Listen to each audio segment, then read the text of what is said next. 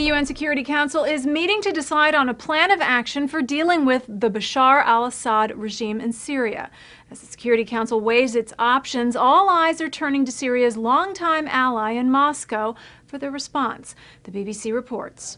Because Russia has come out already today, Deputy Foreign Minister being quoted by Interfax as saying they are categorically against any foreign intervention in Syria. Russia, along with China, has long been the voice of dissent in UN dealings with Syria.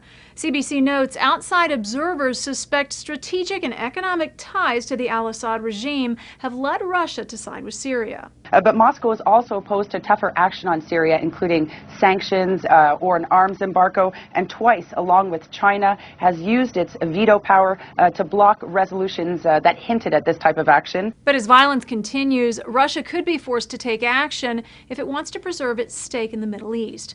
Germany's ambassador to the UN, Peter Wittig, told CNN he hopes Russia is reconsidering its position in light of the Hula massacre, which left more than 100 civilians dead. Maybe this massacre, this horrific massacre, was also an eye-opener for the Russians.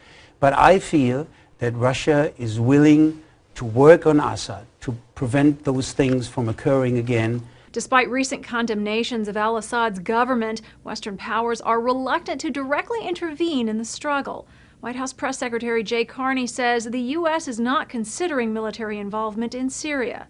CBS has the video. We do not believe that further militarization of the situation in Syria at this point is the right course of action. Instead, the Security Council is still backing Special Envoy Kofi Annan's efforts to reach a diplomatic resolution.